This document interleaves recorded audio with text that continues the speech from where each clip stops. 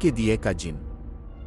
گاؤں کے ایک پرانے کونے میں جہاں دن کے وقت دھوپ بھی ادھوری سی لگتی تھی اور رات کو چاندنی کی روشنی بھی مدھم ہو جاتی تھی، وہاں ایک چھوٹا سا گھر تھا۔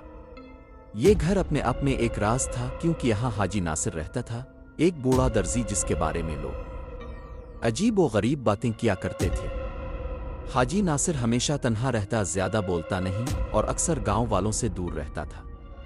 لوگ اس کے گھر کے قریب جانا بھی پسند نہیں کرتے تھے، کیونکہ وہاں ایک خاص چیز رکھی ہوئی تھی جس کا ذکر سن کر ہی ہر کوئی کانپ جاتا تھا۔ ایک مٹی کا دعا۔ یہ دعا عام دوہے سے مختلف تھا۔ اس کی مٹی میں کوئی جادوئی طاقت چھپی تھی اور لوگ کہتے تھے کہ یہ دعا کسی بہت طاقتور جن کی قید ہے۔ کہا جاتا تھا کہ کئی صدیاں پہلے ایک طاقتور جن تھا جو اپنی شیطانی طاقتوں سے انسانوں کو نقصان پہنچاتا تھا، مگر ایک دن گاؤں کے بزرگوں نے مل کر اسے اس دیے میں قید کر دیا۔ تب سے وہ جن اس دیے میں بند تھا اور رات کو جب دیے کی روشنی جلتی وہ تھوڑی دیر کے لیے دنیا میں آ جاتا۔ یہ دعا حاجی ناصر کے پاس آیا، شاید کسی معاہدے یا جادو کے ذریعے۔ حاجی ناصر نے اسے بہت احتیاط سے سنبھالا، کیونکہ وہ جانتا تھا کہ اگر یہ دعا کسی غلط ہاتھ میں چلا گیا تو اس کا انجام بہت بھیانک ہوگا۔ اس کی راتیں اکثر اس فکر میں گزرتی کہ کہیں دیے کا جن آزاد نہ ہو جائے۔ گاؤں والے بھی اسے دور سے دیکھ کر خوفزدہ ہو جاتے تھے اور بچے اس کی کہانیاں سن کر رات کو ڈرتے ہوئے اپنے کمرے میں چھپ جاتے۔ اب ایک دن شہر سے فیاض نامی نوجوان گاؤں آیا۔ فیاض کو پراسرار چیزوں میں بے حد دلچسپی تھی۔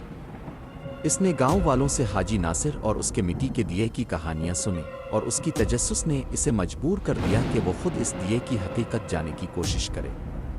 وہ اپنے دو قریبی دوستوں کے ساتھ رات کے وقت حاجی ناصر کے گھر گیا، مگر گھر ویران سا تھا اور کوئی بھی وہاں موجود نہیں تھا۔ فیاض نے دیے کو ایک پرانے لکڑی کے صندوق میں دیکھا جس پر قدیم زبان میں کچھ نقوش اور دعائیں لکھی ہوئی تھی۔ وہ دیے کو اٹھا کر اپنے ساتھ لے گیا، اپنے کمرے میں بند ہو کر اس کے بارے میں سوچنے لگا۔ رات کو جب سب سو رہے تھے فیاض نے دیے کو جلا دیا۔ جیسے ہی دیے کی روشنی پھیلی کمرے کا ماحول بدل گیا۔ ہوا میں اچانک سردی کی لہر دوڑ گئی اور دیے کے قریب ایک سیاہ سایہ نمودار ہونے لگا۔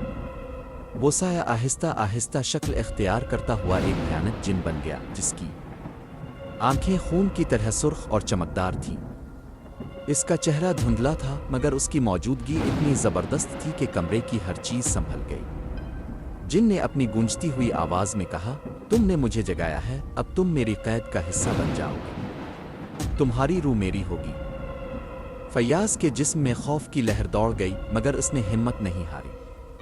اس نے قرآن کی تلاوت شروع کی، آہستہ آہستہ جن کی آواز مدھم پڑنے لگی۔ ہوا کا درجہ حرارت تیزی سے گرا اور پسینہ بہنے لگا۔ فیاض نے پورے زور سے دعائیں پڑھنی شروع کی۔ گھنٹوں تک یہ جدوجہد جاری رہی۔ جن نے کئی بار اپنی آواز بلند کی اور دھمکیاں دیں، مگر فیاض کی دعاؤں کا جادو اسے کمزور کرتا گیا۔ آخرکار ایک طاقتور دعا کے ساتھ جن چیختا ہوا غائب ہو گیا اور کمرے میں پھر سکون چھا گیا۔ دیے کی روشنی مدھم پڑ گئی اور فیاض نے فوراً دیے کو بجھا دیا۔ اس کے بعد فیاض نے وہ دعا کبھی ہاتھ نہیں لگایا اور گاؤں والوں کو خبردار کیا کہ وہ اس دیے کے قریب بھی نہ جائیں۔